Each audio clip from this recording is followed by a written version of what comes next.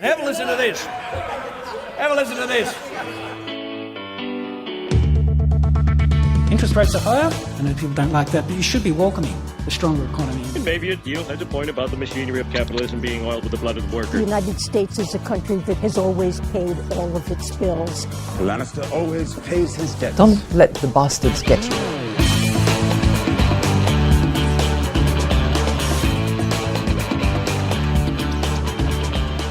Hello and welcome to Comedian versus Economist. We demystify the world of money and help you get a handle on the bigger picture.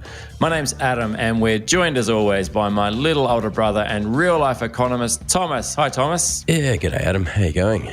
Doing very well, thank you. Hey, put it in your diaries. CVE will be on a short hiatus for July and August, but I promise we will return. Look, it's going to be tough. You won't know what to do and people will probably criticise your decisions. But just remember, that's not your fault, Phil. You just do your best. We've got a few reasons that we need to take a short break. As much as we do love bringing you the show each and every week, we'll be away for July and August, but returning bigger and better after that. But massive show today coming up, as always. Greece is flying and Germany is struggling. Are we witnessing the economic version of UEFA Euro 2004? The Centre for AI Safety has released a statement warning of the dangers of AI, much of the statement apparently not written by ChatGPT, such is their commitment to action.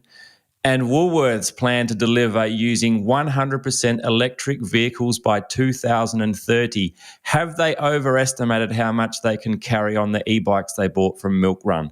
We'll see. But first, Thomas, airfares are set to be renamed Air Not Fares as more and more flights are cancelled. Thomas, are airlines really going to be fined for flight cancellations?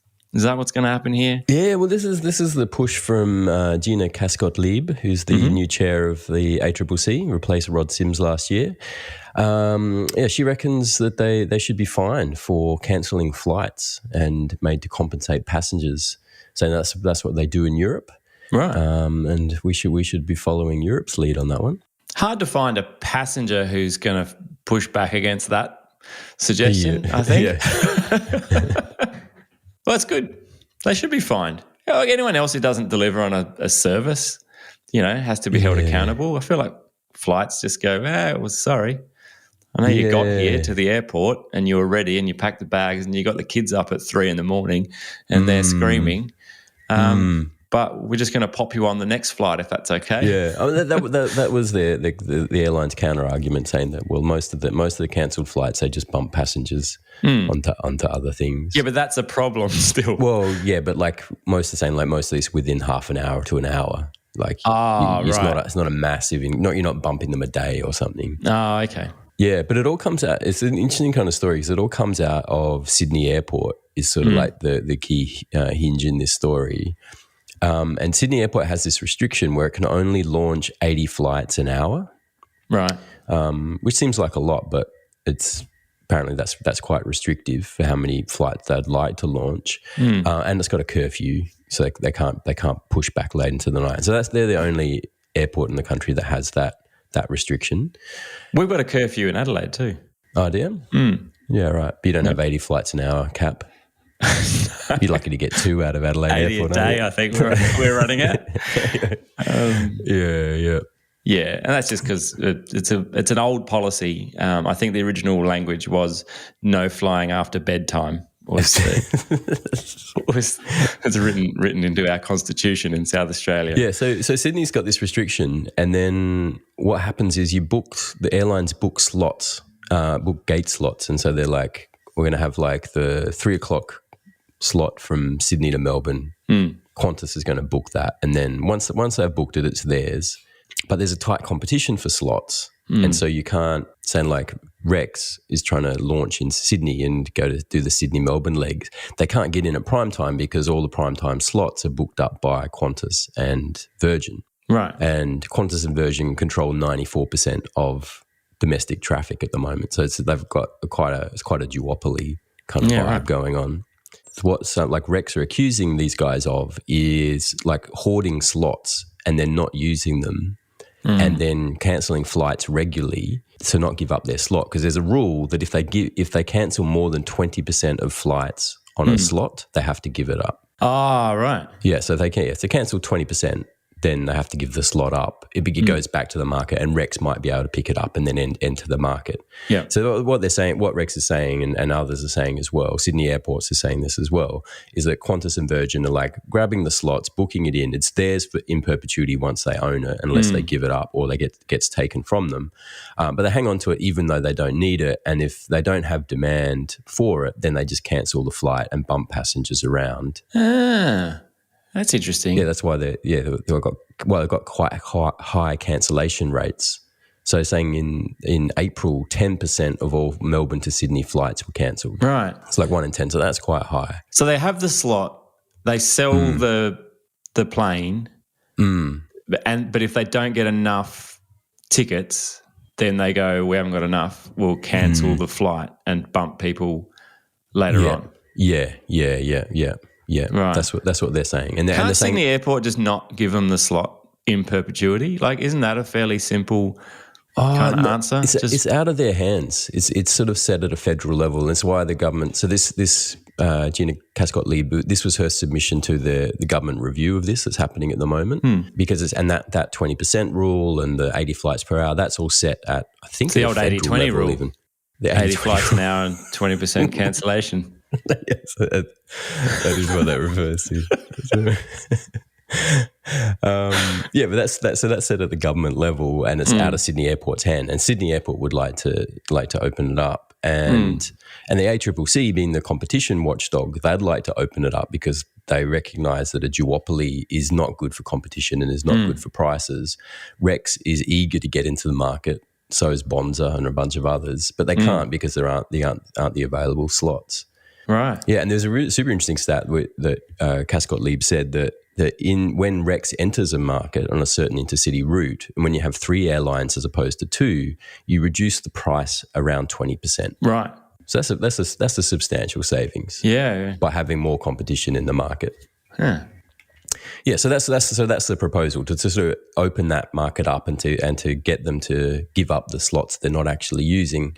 They want them to pay for cancelled flights because at the moment there's no consequence. Yeah, they just bump right. passengers around, and passengers are a bit miffed by it, but they still get where they're going. If we just wanted to take a tit for tat approach, which I would always support, Sydney Airport could at the last minute for a full flight could just cancel their slot. Ooh. Just go, sorry, Qantas, but we've cancelled your slot. And Qantas will be like, but we had a booking. We've got the plane, our bags are packed, we've got everything ready to go. Do you know how hard it is to get the pilots in the taxi at 3 a.m.? That would be the ultimate taste of their own medicine if the airport was just like, sorry, we had to cancel the slot because reasons. We've got you on a later slot though at 3:30. We're literally taxiing a plane. Yeah, look, it's out of our hands. This is a government thing. Yeah. They're also, I read something else, that airlines are gouging us on international travel prices as well. So not only are they cancelling flights, they're also stinging us with like higher airfares than we should be paying. Yeah. There was a report saying something like that. Yeah, it was the flight search company Kayak. Kayak's an interesting name for a flight search company, but they're saying the average international economy flight is now $1,800, around $1,800, compared with $1,200 in 2019. And the big spike in that was put down to fuel costs through the war in Ukraine and all of that. But fuel costs have now come back down. So fuel costs are now, they've halved since their mid-2022 peaks. So they're half of what they were. And fuel prices are significant for airlines. So it's like 25% of the cost is in fuel. So what they're saying is that they're slow to pass through the cost savings they're getting from reduced oil prices. Right. That's equally disappointing. Isn't that could it just be inflation? Like The price of everything, if you look at anything 2 years ago, you can't just go, the price now is more than it was 2 years ago and say that people are gouging though, can you? You go, well. I don't think other costs have changed, but it's also costs are not the only factor in that story, because you also have demand, and demand is quite strong and probably stronger. There's a COVID rebound, so demand is up, and when demand rises, that pushes prices up or gives companies the ability to charge higher prices. But you've also got capacity, so they reduced capacity through COVID, and they're still not back to full capacity, which means there's more competition for a fewer number of seats effectively, and that's what's pushing prices up. But yeah, I mean, they're making good money. Qantas is on track for a $2.48 billion profit this financial year. Right. They're crushing it. And this is part of the story. But they'd say that this is sort of standard airline practice, is that they're quick to pass through cost rises when they come and then slow to wind them back as people sort of take a while to adjust, and competition works a bit more slowly on the way down. Yeah, right. It's probably also people booking flights like Melbourne, Manila, Sydney, because their Melbourne to Sydney flight got cancelled. Right, Thomas, let's head over to Europe. Let's get all continental and cosmopolitan. How's the European economy looking? Just out of it, I was just wondering. Yeah. It's funny you should ask. I just dug up some data on this the other day. Oh, good. Yeah. No, it's Europe overall is well, it's like much of the world, it's slowing, but Germany is in recession now. We got data out of Germany last week. GDP contracted 0.3% in the March quarter, following a 0.5% contraction in the December quarter. So two consecutive quarters. That gives us our technical definition of a recession. Right. So they're hit by recession. Inflation is hurting them. So German's inflation rate's at 7.2%, which is, that's pretty standard global inflation rate. But it's weighing on consumption, so people are buying less. Household spending was down 1.2% in the quarter, which is quite a big quarterly drop. Yeah, so right. Yeah, Germany's sort of struggling. I mean, things could have been a lot worse. They had with the energy crisis and threats to cut off gas and oil and all of that things could have been a lot worse, but the winter was much milder than expected. And so Germany came through okay, but yeah, still in recession now, and probably, one of the first of the major economies to go into recession. Right. So what's driving the German recession? Well, it's really that inflation and household spending story. That's sort of the key takeaway. I was just reading one of the questions you prepped me and not realising that you'd already given me the answer. Quality hosting. Sorry, I was doing other things while you were answering that question. That's all right. Yeah. On track to win a Logie this year.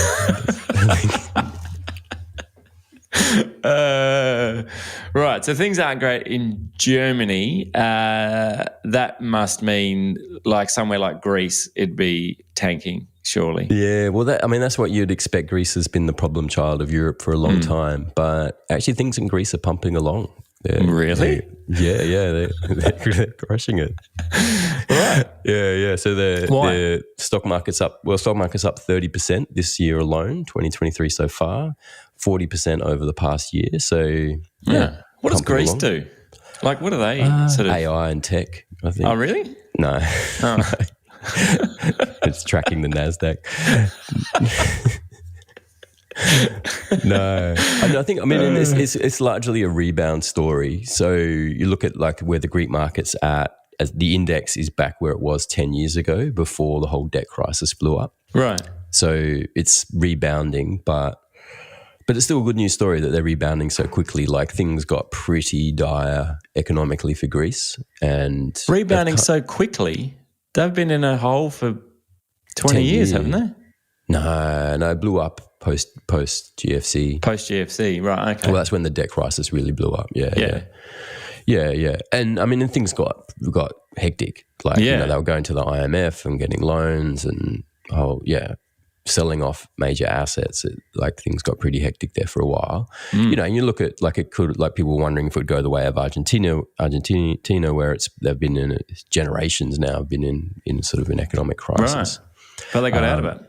They're on the way back. Yeah, they're on the way back. So Yeah. So they've put in some hard yards. It looks like. So they've done a lot of they've plugged holes in the taxation system. So they're getting more money in the government coffers. Unemployment's down.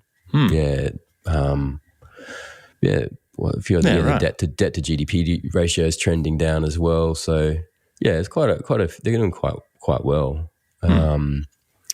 The economic outlook, they got 5.9% growth in 2022, which is that's great. Euro rate was 3.5%, so it's quite a leg higher than that. And then it's expected for 2.2% this financial year. So that's quite a contradiction to everywhere else, seemingly. Like even the US and Great Britain, and you just heard about Germany, are all grappling with the prospect of recession and negative growth, and so for them to even be positive is a positive.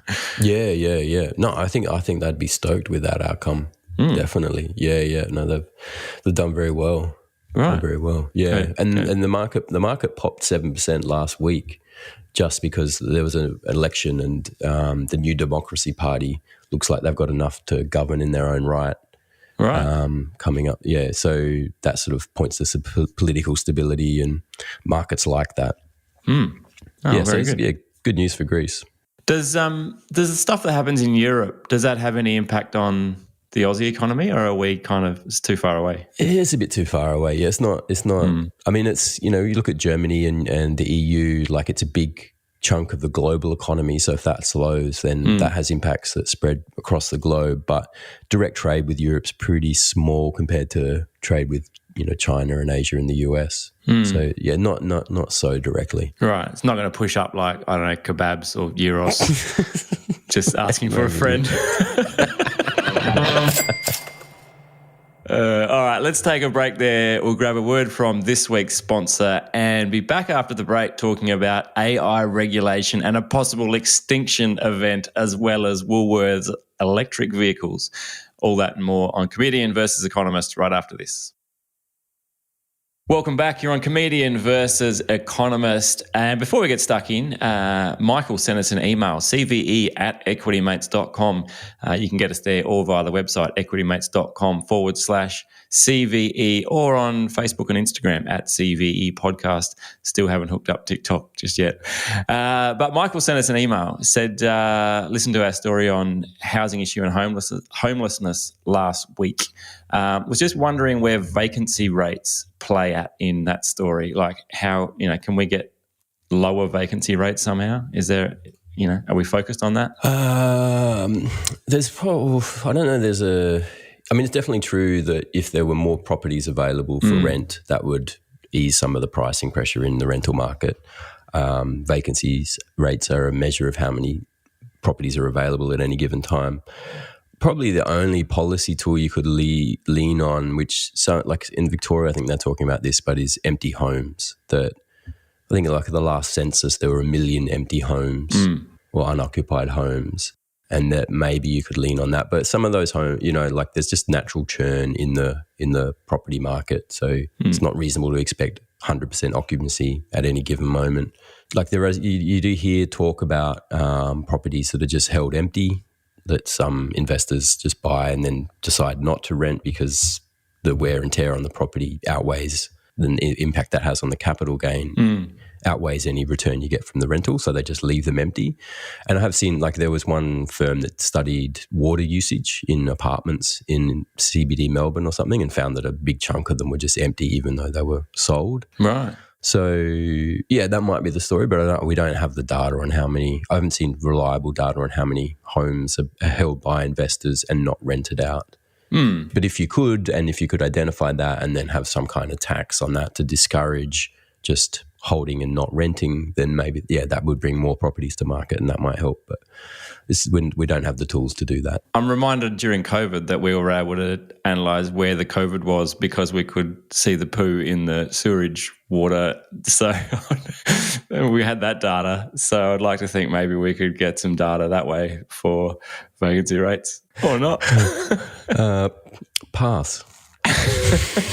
Just throwing out ideas, all right? I'm throwing out Just spitballing, trying to help. There's no such thing as a stupid idea. No, only stupid people. Only stupid people. All right. Thank you for your question, Michael. Apologies. I tacked on something about poo on the end of it. All right. Thomas, AI regulation. What's going on with AI regulation? I'm hearing about an extinction event. Yeah, so there's a non-profit called the Centre for AI Safety came out last week and released a statement, said mitigating the risk of extinction from AI should be a global priority alongside other societal scale risks such as pandemics and nuclear war. That was the sum extent of the statement. Very short, concise, to the point. Very brief, wasn't it? Was that the whole thing? Yeah. Like normally That if you was the hear whole thing. someone's going to make a statement or they've released a statement, it's like a one-pager or like a press release or something. Yeah, They've announced a tweet. A tweet, yeah, pretty much. Yeah, but it's smart. Like that's the sum of the. I mean, it's smart because it's the sum of the message. That's really all you got to say. That's great. But the other thing is there's 350 executives and researchers signed up to the statement, and they're saying it had to be brief and general because if they got too specific, then people would start disagreeing. Right. Yeah. So it had to be really high level in order to get buy-in from everyone. I don't think they needed to hashtag it though. They could have left those off. Make it a bit more. Hashtag extinct. Hashtag dinosaurs was a bit weird, I thought. It's a tenuous linkage. Hashtag meteor. What? Like, are we even on track still? Just trying to bring in those archaeologists into the discussion. But it's a pretty high power group. So included Sam Altman, who's the CEO of OpenAI, the company behind ChatGPT. Doesn't that make it a bit smelly when he's involved? Like only because he's the same one who's building all the things. Like he's running, what is it, OpenGPT or the ChatGPT. Yeah, OpenAI, sorry, the company behind ChatGPT. Yeah. Is there a conflict of interest there where he's like, I'm right behind this statement that kind of does bring a lot of attention to AI? And while you're here, can I interest you in some artificial intelligence? Maybe a short film featuring one of your best friends. I think that's potentially an angle there. Is it could just be them getting together and just trying to juice their own stocks. Yeah, kind of like how powerful is your tech or extinction level powerful. It's pretty impressive tech, actually. So who else was on the list? Sam Altman. Sam Altman, the CEO of DeepMind, CEO of Anthropic. So the AI club, basically. Yeah. Right. Okay. Yeah, Anthropic, a company started by OpenAI veterans. I think most are just the staff at OpenAI, actually. Yeah. DALL-E was also a signature. Just a painted graphic that someone had come up with. No, so I think who was it? Sasha Lucioni, who's a research scientist at AI startup Hugging Face. Oh, yeah. So she says it's a bit of a head fake. It's like we should be talking about legislation, things like the risk of bias, the way AI is being used is not good for society. But instead we're focusing on hypothetical risks. It's a bit of a magic hat trick. Right. So saying get people thinking about extinction and then you can get away with some of the low level ethical questions involved with AI. And kind of I want a deep fake of my ex-girlfriend. I don't know that that's appropriate. Well, it's not extinction, is it? Well, no, that's a good point. All right, carry on. Yeah. Well, let's just say Snapchat stock got hammered during the week and because they released their AI chatbot and it just wasn't ready for market. Right. And it did something like someone asked it, do you know where I live? And the chatbot's like, no, I don't have access to location data and I don't store data and we take privacy very seriously at Snapchat. And then it said, where's the nearest McDonald's?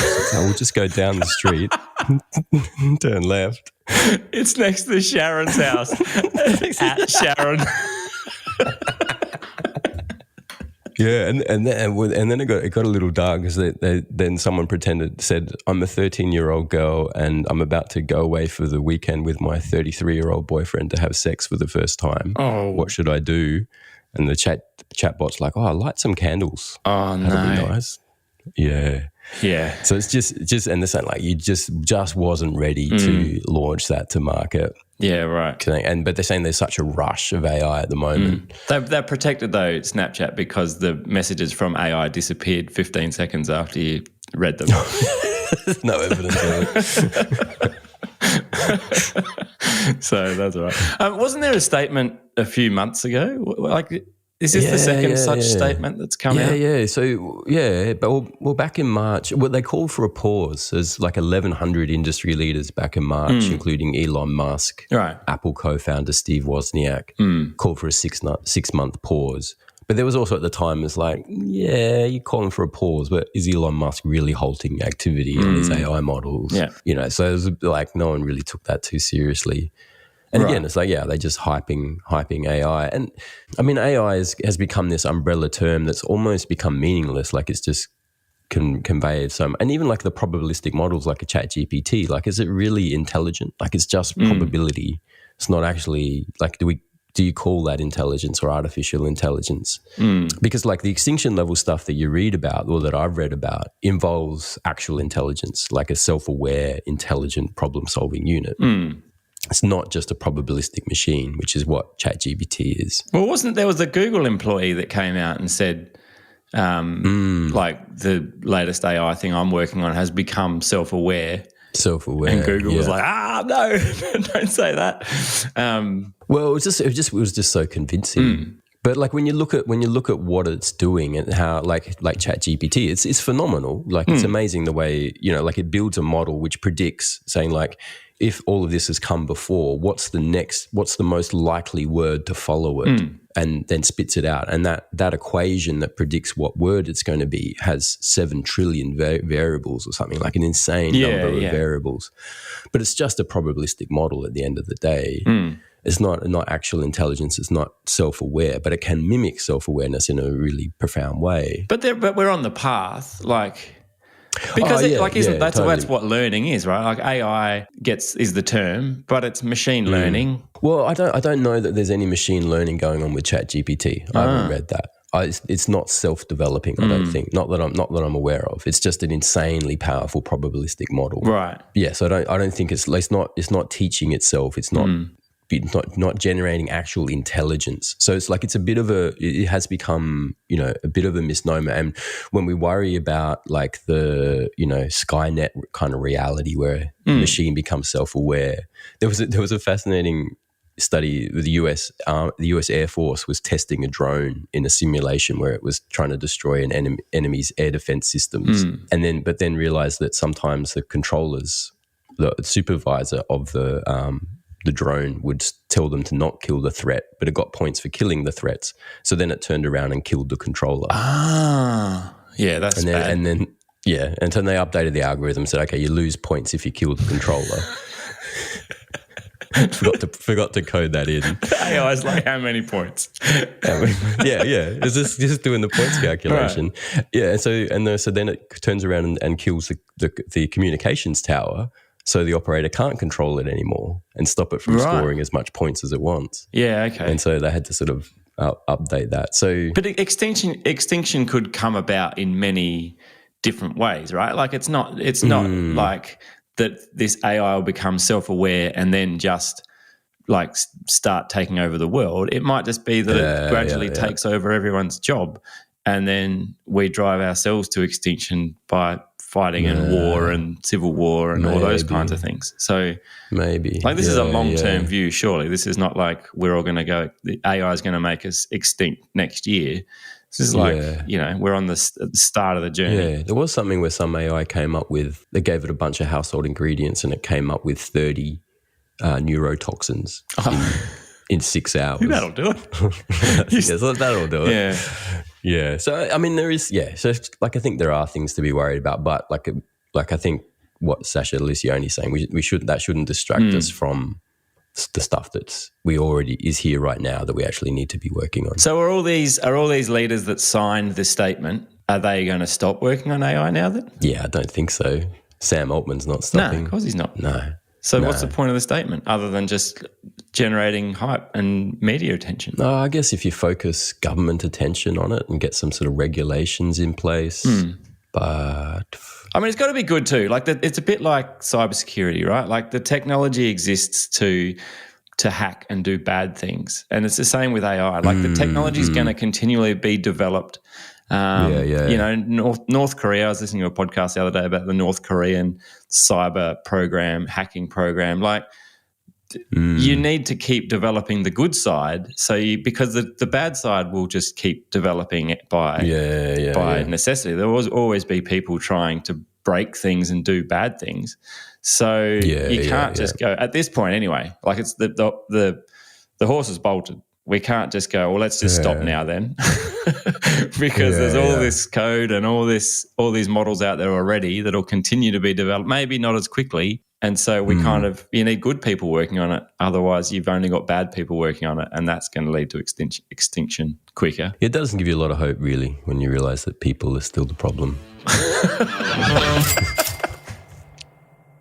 All right, Thomas, we did talk about Woolworths last week, but we're going to talk about them again this week. And finally, a bit of good news to end with. What's happening at Woolworths? Yeah, Woolworths have announced that they're going to, all their delivery trucks are going to go electric by 2030. Right. That's the push. Quite ambitious. Yeah, but that should reduce their transport emissions by about 60%, they reckon. Right. So, yeah, pretty, I think, good move. I just thought it was good. I was feeling like I was bringing a lot of negativity to the show and that's I don't think it was negative. I think it was just mostly pretty boring, and I don't know that I don't know that you've really changed the model here.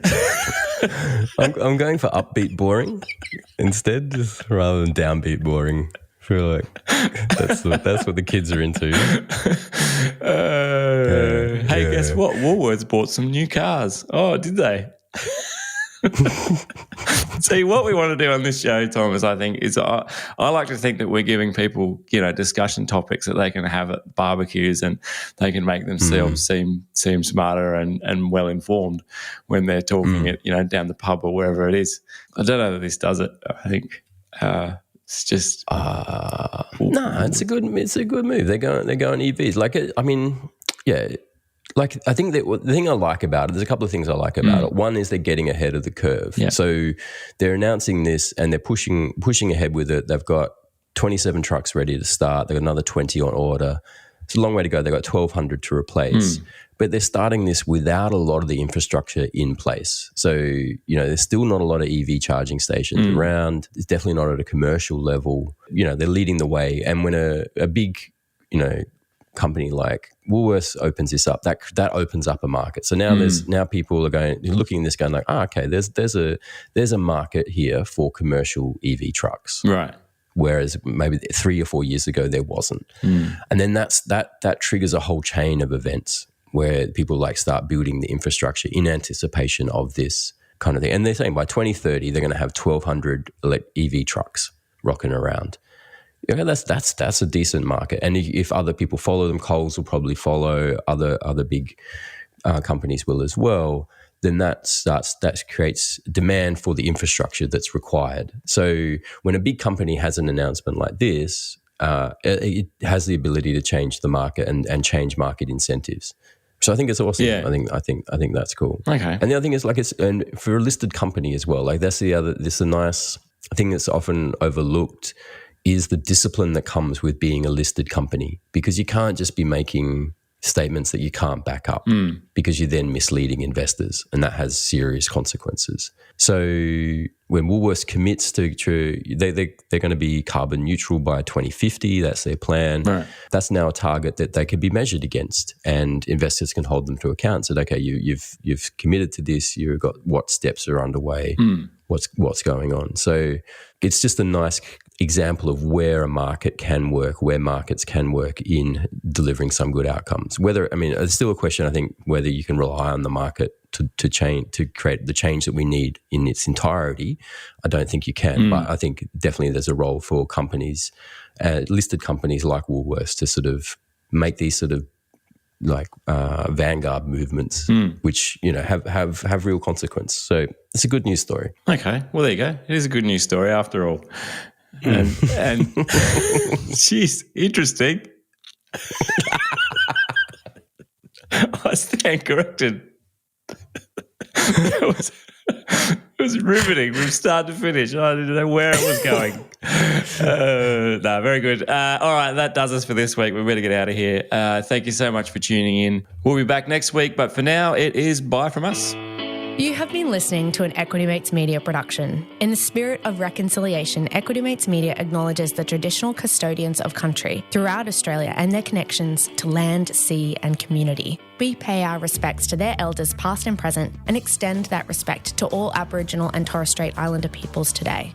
This podcast is intended for education and entertainment purposes. Any advice is general advice only and has not taken into account your personal financial circumstances, needs, or objectives. Before acting on general advice, you should consider if it is relevant to your needs and read the relevant product disclosure statement. And if you're unsure, please speak to a financial professional. The hosts of this podcast and their guests may have positions in the companies mentioned. Equity Mates Media operates under an Australian Financial Services Licence 540697.